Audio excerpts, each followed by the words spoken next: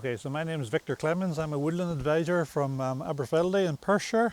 For the last year or so, I've been helping to try and pull together a deer management plan for the Assynt Peninsula, northwest Sutherland.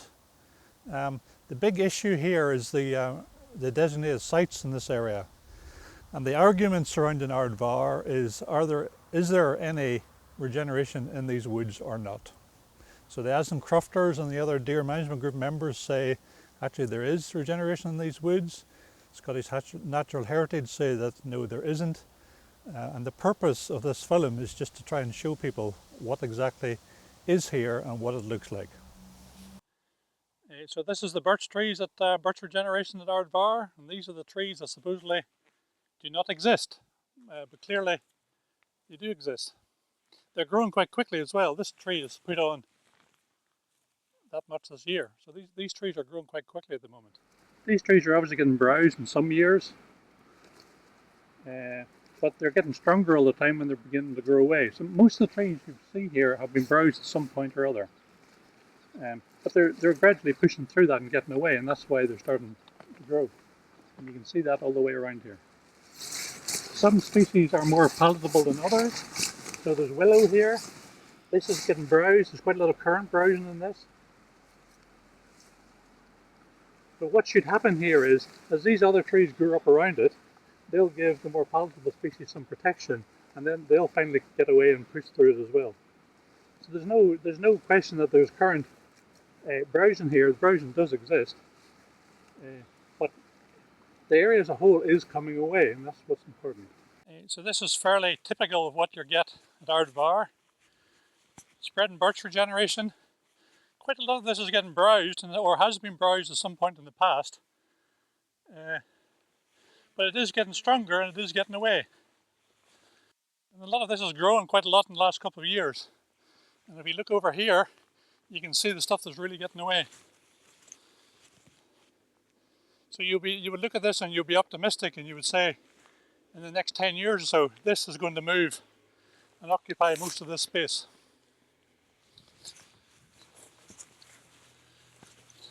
So this is, quite a lot of this is getting clipped just now by deer, but it is getting stronger, and this is, almost certainly this is going to get away no problem.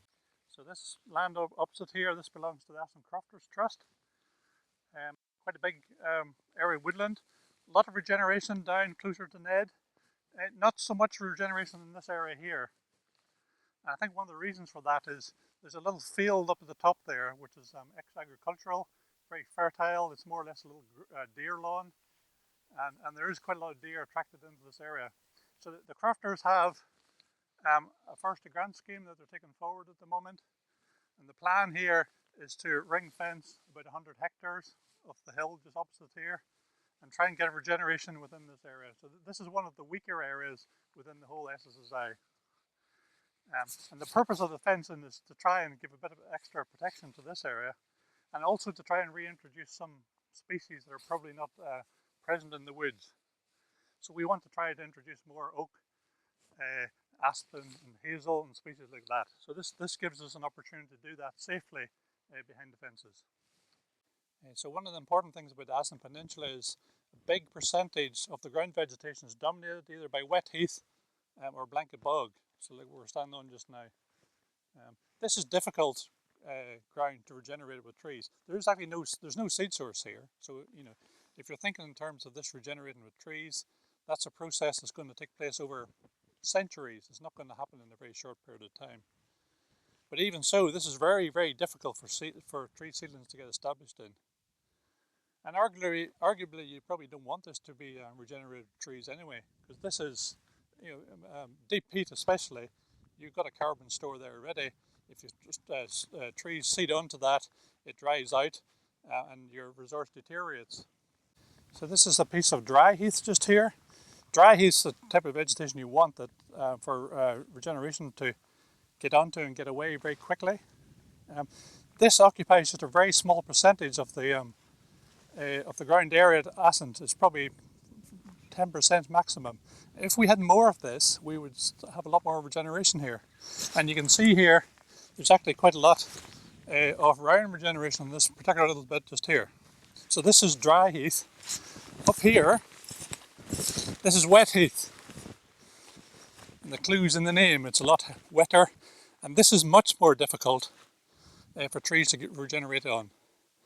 And something like 80% of the entire deer management group area is dominated by this type of regeneration. And what that means is you've got to be a lot more realistic about your expectations here. This landscape is not going to suddenly spring up in trees if we cull the deer in this area. That's not going to happen. The regeneration we get here is going to be close to the woodland edges, 50 to 100 metres away, where there's suitable vegetation like that, but it's not going to grow on this, and it's not going to grow away out the mountain where there's no seed source, and the entire hill is dominated by blanket bog and wet heath. So we have to be very realistic in our expectations here. Okay, so we're just here around the back of Ardvar house.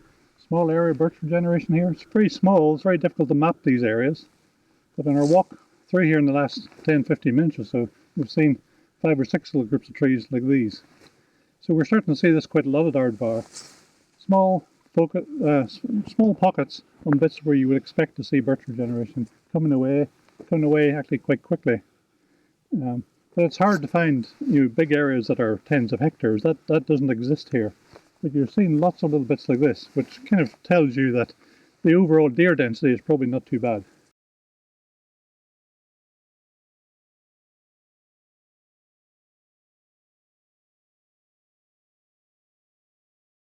So this is the main Ardvar Glen. It runs down to Ardvar House. You can see there's quite a lot of regeneration here along the upper edge. And the trees below are actually quite young as well. They're probably only 35, 40 years old. And the Forestry Commission, they signed off a successful grant claim on this last year. And that's why this is interesting. So one government agency are saying that there's no regeneration here, and another government agency are signing off a successful grant scheme at the same time. So we've been trying to explain why that is. But it's obvious that these birch trees here are moving up the hill. Okay, so just down here on the main Ardvar Glen is there's a mature oak tree down there, and it's unusual because it's one of only very few oak trees in this entire woodland. There's possibly less than 10 in total. But all the way through here and all the woodlands to the east of here, this is the only oak tree in this entire area. And yet this is designated as an upland acidic western oak woodland with hardly any oak trees in it. So it's one of the unusual things about this particular site. So most of the regeneration we've seen today has been outside fences. It's regenerating out there okay. There are some parts of the wood we have decided to fence off, and there's 2 reasons for that. One is to try and strengthen some of the weaker parts of the sort of habitat network, but the other is to try and reintroduce some of the minor species that aren't really suitable, aren't really present in the woods at the moment. So there's very little oak here, very little hazel or aspen around the minor species. So if we want a seed source of these species in the future, we've got to try and reintroduce them now and plant them. So one of the purposes of these fenced areas is to try and reintroduce a proportion of these species that are not otherwise here. So the plan for Ardvar is a combination of these enclosures, which occupy a small percentage of the total, and then trying to get regeneration in the wider landscape. So these little wooden posts are the centre for monitoring plots at Ardvar. So we have 122 of these plots scattered across the entire area. And the plots are 12.5 metres in radius, all the way around in a circle. And what we do is in each of those circles, we look at the amount of regeneration there is. We look at what is browsed and what's not browsed. There's actually quite a lot of regeneration in this particular plot. A lot of it is very small and it has been browsed, but these trees are also grown in very difficult conditions. So this is all actually sodden with water. So even if there's no deer in here, a lot of these little trees are actually going to struggle to survive and grow in here because they're actually growing in quite difficult conditions. So there's no guarantee just because you take the deer away that these trees are going to come away. That might not be the case. Okay, so there's a youngish cohort of trees at Ardvar that's 35, 40 years old. It sprung up early 1980s after sheep were removed in this area. And this whole area you're in just now, you can tell it's actually youngish trees. They're pole stage trees, they're not yet mature. And there's quite a significant proportion of the wood through here that's all trees of this particular age. So this is not a wood that's dying and falling apart. This is quite a young woodland. So the obvious tree over there, standing by itself with the bare trunk, that's an aspen tree. And you can see above it, there's quite a lot of young aspen trees amongst a thicket of birch trees. And the aspen trees, they're a slightly different colour and they're more straight up and down than the birch trees. So this is obviously the edge of a gully, and the bottom side of this gully is obviously not accessible to deer or sheep, but the top half of it is. And those top trees are probably 30 odd years old. And there's aspen, which is a very palatable species. It's coming away amongst a swathe of young birch trees. So there is regeneration of palatable species at Ardvar, species like aspen, and it is coming away when it gets a chance. And in this particular occasion, it's getting protection from birch regeneration around it, and that's what you would expect to happen.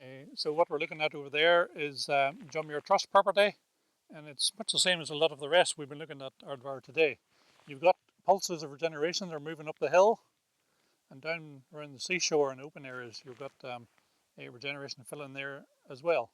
It's not so easy picking it out today at a distance than it is in the autumn or during the winter months. It's a lot clearer then. But there's a pulse of young trees that's 15, 20, 25 years old all the way along the top of that woodland area over there, and is moving up the hill, which is what you would expect and like to see in that situation. So the regeneration here is, there is regeneration in all three properties: John Muir Trust, the Assynt Crofters, and Ardvar estate. So we have regeneration everywhere. So this was a woodland enclosure that was built about 17 years ago, and you'll see from this the woodland regeneration has came, but it only occupies maybe 10-15% of the total. So this is in an area with no deer at all, and the outcome here has been woodland regeneration on a small percentage of the total. So what that tells me is, if you fence a lot of the woodlands at Ardvar, or if you've reduced the deer down to very, very small numbers, you're not going to get trees covering this landscape. You're going to get trees on a very small percentage of the landscape. And the interesting thing here is, there's probably just as many trees outside this fence as there is inside this fence. So the deer are not necessarily the limiting factor of what we're looking at just here. The ground conditions are a big limiting factor here. Exposure, salt spray, the ocean's just over there. These are the things that are really stopping trees growing in this environment.